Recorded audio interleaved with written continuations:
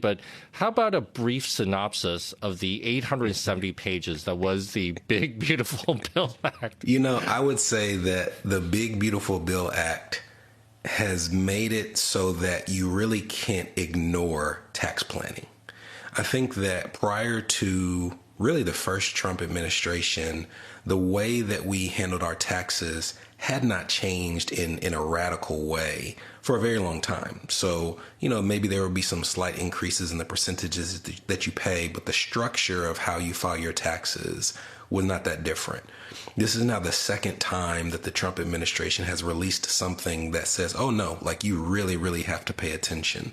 So for example, there are impacts for someone who may live in a state that has a really high state income tax. Well, prior to the first legislation that the Trump administration released, if you were in one of those states, one of the biggest tax deductions that you had at the federal level were the state taxes that you paid at the local level. So the government wants to make sure they don't tax you twice, or at least they did. So if you had already paid $30,000, $40,000 worth of taxes at the state or local level, you would get a credit for that at the federal level, or a deduction would be a better use of the term.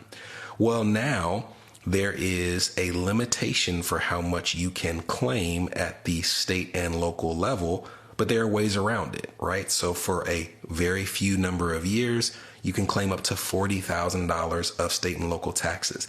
That's not just income tax, that's also property tax if you own a home. But after a certain number of years, that goes down to $10,000.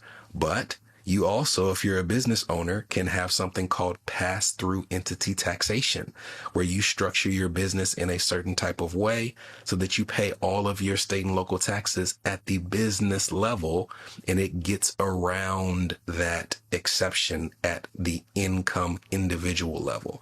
That's literally just one example of, hey, I have to have a strategy for this. It touches every part of my finances, and depending on your industry or your circumstance, it may be different. For example, if you are someone who works overtime or gets tips, then there are ways that you can have a certain amount of those tips excluded from your federal income.